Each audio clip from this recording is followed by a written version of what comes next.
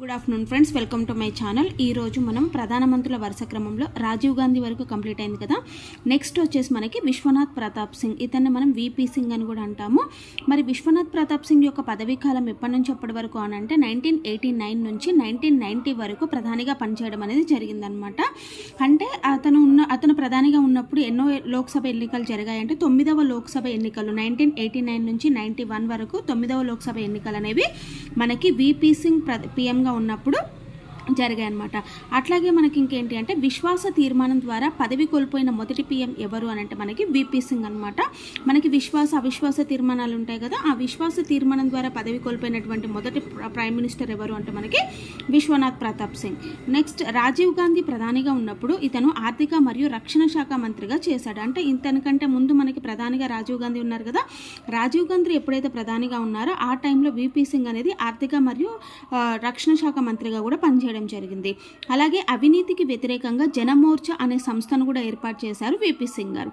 National front అనే ప్రభుత్వానికి పీఎంగా వ్యవహరించాడు. అంటే ఇతను ఏ ప్రభుత్వానికంటే కాంగ్రెస్ అట్లా అన్ని పార్టీస్ ఉంటాయి కదా, దాంట్లో మనకి నేషనల్ ఫ్రంట్ అనే ప్రభుత్వానికి ప్రధానమంత్రిగా పనిచేసిన వారు ఎవరు అంటే వీపీ సింగ్ అనమాట.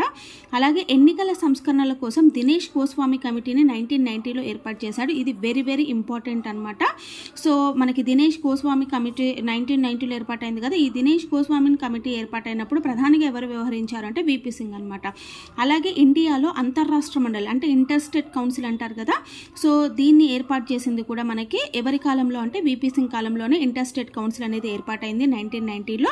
సో ఈ ఇంటర్ స్టేట్ కౌన్సిల్కి ప్రధానమంత్రి చైర్మన్గా ఉంటారనమాట. ఈ ఇంటర్ స్టేట్ కౌన్సిల్కి రాష్ట్రాల మరియు కేంద్రపాలిత ముఖ్యమంత్రులకు సభ్యత్వం ఉంటుంది ఇంటర్ స్టేట్ కౌన్సిల్లో. అలాగే రాష్ట్రాలకు కేంద్రాలకు మధ్య వివాదాలు ఉన్న రాష్ట్రాలకు వివాదాలు ఉన్న ఇక్కడ పరిష్కారం అనేది చేస్తారు. ఏంటి అంతర్రాష్ట్ర మండలి దేనికోసం అని అంటే రాష్ట్రంకి కేంద్రానికి కానీ లేదంటే వివిధ రాష్ట్రాల మధ్య ఏమైనా వివాదాలు ఉంటే ఈ ఇంటర్స్టేట్ కౌన్సిల్ అనేది వాటికి సొల్యూషన్స్ అనేది ఇస్తుందన్నమాట. దానికోసం ఏర్పాటు చేశారు మనకి అంతర్రాష్ట్ర మండలి. సో నెక్స్ట్ పిఎం ఎవరు అని అంటే మనకి చంద్రశేఖర్. సో చంద్రశేఖర్ ప్రధాని టైం ఎప్పటి నుంచి ఎప్పటి వరకు అంటే 1990 నుంచి 1991 వరకు ప్రధానిగా పనిచేయడం అనేది జరిగింది. సో రాజకీయ పాదయాత్రలకు శ్రీకారం చుట్టిన మొట్టమొదటి వ్యక్తి ఎవరు అని అంటే చంద్రశేఖర్ అనమాట. అంటే మనకి పాలిటిక్స్ కోసం పాదయాత్రలు మొదలుపెట్టిన ప్రధానమంత్రి చంద్రశేఖర్ గారు అనమాట. సో చంద్రశేఖర్ యూపీకి చెందినవారు.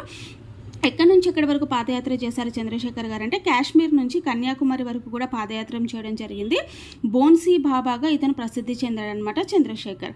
సో మనకి ఇంకేంటి అంటే అమెరికాకి మనకి గల్ఫ్ యుద్ధం సమయంలో ఇంధనం సహాయం చేసి వివాదాస్పదుడైన ప్రధానమంత్రి ఎవరు అని అంటే మనకి చంద్రశేఖర్ అనమాట. ఎందుకంటే మనకి గల్ఫ్లో యుద్ధం జరుగుతున్నప్పుడు అమెరికాకి మనకి ఆయిల్ అనేది అంటే ఫ్యూయల్ అనేది సహాయం చేయడం వల్ల ఇతను వివాదాస్పదంగా అయినాడనమాట ఈ ప్రధానమంత్రి. ఓకేనా. సో ఎవరెవరికి మధ్య గల్ఫ్ యుద్ధం అంటే అమెరికాకు గల్ఫ్ దేశాలకు మధ్య. నెక్స్ట్ వచ్చేసి మనకి ఏంటి అంటే రిజర్వ్ బ్యాంక్లో ఉన్న గోల్డ్ను బ్యాంక్ ఆఫ్ ఇంగ్లాండ్లో తాకట్టు పెట్టిన ఏకైక ప్రధానమంత్రి ఎవరు అని అంటే చంద్రశేఖర్ అనమాట. సో ఇట్లా రిజర్వ్ బ్యాంక్లో ఉన్నటువంటి గోల్డ్ని బ్యాంక్ ఆఫ్ ఇంగ్లాండ్లో తాకట్టు పెట్టడం వల్ల వివాదాస్పదుడయ్యాడు. దానివల్ల అతను రాజీనామా చేయడం అనేది జరిగిందనమాట. సో నెక్స్ట్ ప్రధాని ఎవరు అని అంటే మనకి PV Narasimha Rao. So PV Narasimha Rao time period ఎప్పటి నుంచి వరకు అంటే 91 నుంచి 96 వరకు. సో తొలి తెలుగు ప్రధానమంత్రి దక్షిణ భారతదేశ తొలి ప్రధాని అంటే తెలుగు ప్రధానమంత్రిలో తొలి వ్యక్తి ఇతను పివి నరసింహారావు. అట్లాగే దక్షిణ భారతదేశం నుంచి కూడా తొలి ప్రధానిగా వ్యవహరించిన వారు పివి నరసింహారావు అనమాట. 5 సంవత్సరాలు పూర్తికాలం కూడా మైనారిటీ ప్రభుత్వానికి ప్రధానిగా పనిచేశారనమాట పివి నరసింహారావు గారు. సో నంద్యాల ఉప ఎన్నిక ద్వారా ఎంపీ సభ్యత్వం అనేది పొందారు. సో మైనారిటీ ప్రభుత్వం ఉన్నప్పటికీ కూడా 5 years ప్రధానిగా పనిచేశారనమాట. సో ఎవరు పివి నరసింహారావు గారు. సో పివి నరసింహారావు గారు ప్రభుత్వాన్ని ఏర్పాటు చేసినప్పుడు 150 members మాత్రమే విశ్వసించినప్పటికీ అంటే మైనారిటీ ప్రభుత్వమే ఉన్నప్పటికీ కూడా ఇతను ప్రధానిగా వ్యవహరించడం అనేది జరిగింది. 14 భాషల్లో నైపుణ్యం కలిగినటువంటి బహుభాషా కోవిదుడిగా ఇతనికి పేరు పొందారు. నెక్స్ట్ ఇది వెరీ వెరీ ఇంపార్టెంట్. ఆర్థిక సంస్కరణలు ప్రవేశపెట్టినటువంటి ప్రధాని ఎవరు అని అంటే మనకి పివి నరసింహారావు అనమాట. అలాగే ముడుపుల కేసు జేఎంఎం ఉంది కదా, ఈ జేఎంఎం ముడుపుల కేసులో ఆరోపణలు ఎదుర్కొన్న వ్యక్తి కూడా మనకి పివి నరసింహారావు అనమాట. అలాగే జైన్ హవాలా కుంభకోణంలో కూడా ఆరోపణలు ఎదుర్కొన్న ప్రధాని ఎవరు అని అంటే మనకి పివి నరసింహారావు గారు. అలాగే లఖూభాయ్ పటేల్ చీటింగ్ కేసులో జైలు శిక్ష విధించారు, ఆయన హైకోర్టులో సవాల్ చేసి రద్దు చేసుకున్నాడు అనమాట. సో లఖూభాయ్ పటేల్ యొక్క చీటింగ్ కేసులో ఇతనికి జైలు శిక్ష పడింది పివి నరసింహారావు గారికి, కానీ హైకోర్టులో సవాల్ చేసి ఆ జైలు శిక్షను కూడా రద్దు చేసుకోవడం అనేది జరిగింది పివి నరసింహారావు గారు. సో ఇతని టైం పీరియడ్లో వెరీ వెరీ ఇంపార్టెంట్ ఏంటి అంటే ఆర్థిక సంస్కరణలు చాలా ఇంపార్టెంట్. సో ఏ ఉప ఎన్నిక ద్వారా అంటే నంద్యాల ఉప ఎన్నిక ద్వారా ఎంపీ సభ్యత్వాన్ని పొందాడనమాట. అవి రెండు చాలా చాలా ఇంపార్టెంట్. తొలి తెలుగు ప్రధానమంత్రి, ఎలాగో దక్షిణ భారతదేశం యొక్క తొలి ప్రధాని అనమాట. సో ఇది కూడా చాలా important. So next important person వచ్చేసి మనకి వాజ్పేయి అనమాట, అటల్ బిహారీ వాజ్పేయి. మరి ఈ ఏపీ వాజ్పేయి యొక్క టైం పీరియడ్ ఎప్పుడంటే 96 నుంచి మనకి. సో ఇతను ఏంటి అంటే 11వ లోక్సభలో 13 రోజులు ప్రధానిగా పనిచేశారనమాట అటల్ బిహారీ వాజ్పేయి. సో ఇప్పుడు వాజ్పేయి ప్రధాని తర్వాత దేవగౌడ వచ్చారు, దేవగౌడ తర్వాత ఐకే గుజరాల్ వచ్చారనమాట. అంటే 11వ లోక్సభలోనే ముగ్గురు ప్రధానులుగా పనిచేశారు, వాజ్పేయి, దేవగౌడ, ఐకే గుజరాల్. సో 11వ లోక్సభలో 13 రోజులు ప్రధానిగా పనిచేసిన వ్యక్తి 12వ లోక్సభలో 13 నెలలు ప్రధానిగా పనిచేశారు, 13వ నెలలో పూర్తికాలం ప్రధానిగా పనిచేశారనమాట వాజ్పేయి.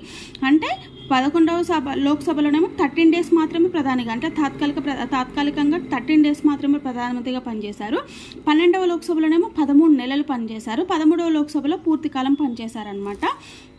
సుమారు 24 పార్టీల సంకీర్ణ ప్రభుత్వమైన ఎన్డీఏ, నేషనల్ డెమోక్రటిక్ అలయన్స్ ఉంది కదా. సో ఎన్డీఏ వాజ్పేయి నేతృత్వంలో ప్రధానిగా పనిచేయడం అనేది జరిగింది. ఎన్డీఏ కూటమికి ప్రధానిగా పనిచేశారు అటల్ బిహారీ వాజ్పేయి. సో ఈ ఎన్డీఏ కూటమిలో ఎన్ని పార్టీలు ఉన్నాయంటే మనకి 24 పార్టీలు ఉన్నాయన్నమాట. సో ఐక్యరాజ్య సమితిలో జనరల్ అసెంబ్లీలో హిందీలో ప్రసంగించినటువంటి మొదటి ప్రధాని ఎవరు అని అంటే మనకి ఈ అటల్ బిహారీ వాజ్పేయి అనమాట. సో ఇది కూడా ఇంపార్టెంట్. ఐక్యరాజ్య సమితిలో హిందీలో ప్రసంగించినటువంటి మొట్టమొదటి వ్యక్తి అటల్ బిహారీ వాజ్పేయి. అలాగే అటల్ బిహారీ వాజ్పేయి ప్రధానిగా ఉన్నప్పుడు కార్గిల్ యుద్ధం జరిగింది. అట్లాగే పార్లమెంటుపై తీవ్రవాదుల దాడి కూడా ఇతని కాలంలోనే జరిగింది.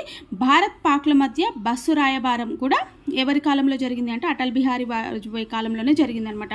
సో ఫస్ట్ కార్గిల్ యుద్ధం ఇంపార్టెంట్, నెక్స్ట్ భారత్ పాక్ల మధ్య బస్సు రాయబారం ఉంది కదా, ఇవి రెండు కూడా ఇంపార్టెంట్. మరి బస్సు భారత్ పాక్ల మధ్య ఎక్కడి నుంచి ఎక్కడి వరకు అంటే పాకిస్తాన్లో ఉన్నటువంటి లాహోర్ నుండి ఢిల్లీ వరకు బస్సు సౌకర్యం అనేది ఏర్పాటు చేయడం అనేది వాజ్పేయి కాలంలో జరిగింది. అందులో వాజ్పేయి కూడా ప్రయాణించడం జరిగిందనమాట. అలాగే స్వాతంత్రానంతరం 5 సంవత్సరాలు పూర్తికాలం ప్రధానిగా కొనసాగిన మొదటి కాంగ్రెసేతర ప్రధాని ఎవరు అంటే అటల్ బిహారీ వాజ్పేయి. ఎందుకంటే మిగిలిన వ్యక్తులు ఓన్లీ 2 ఇయర్స్ 1 ఇయర్ అట్లా చేసుకుంటూ ఉన్నారు, కానీ ఆఫ్టర్ ఇండిపెండెన్స్ 5 ఇయర్స్ పూర్తి టైంలో కాంగ్రెసేతర ప్రధానిగా పనిచేసిన వాళ్ళు ఎవరు అని అంటే అటల్ బిహారీ వాజ్పేయి. అలాగే మత్తు పదార్థాల వినియోగాన్ని వ్యతిరేకిస్తూ అరికట్టే కోణంలో చట్టాలు చేపట్టినటువంటి ప్రధాని ఎవరు అంటే అటల్ బిహారీ వాజ్పేయి. అంటే మత్తు పదార్థాల వినియోగాన్ని వ్యతిరేకించినటువంటి ప్రధాని ఎవరు అని అంటే అటల్ బిహారీ వాజ్పేయి అనమాట. సో నెక్స్ట్ ప్రధానమంత్రులది మనం నెక్స్ట్ క్లాస్లో చూద్దాము. ఇక్కడ వరకు క్లాస్ ఎలా అనిపించింది అనేది మీరు ఒక లైక్ కామెంట్ ద్వారా నాకు తెలియజేయండి. ఇంకా ఎవరైనా మన ఛానల్ని సబ్స్క్రైబ్ చేసుకోకపోతే ప్లీజ్ మన ఛానల్ లైక్ చేయండి, షేర్ చేయండి, సబ్స్క్రైబ్ చేయండి. ఓకేనా? Thank you very much.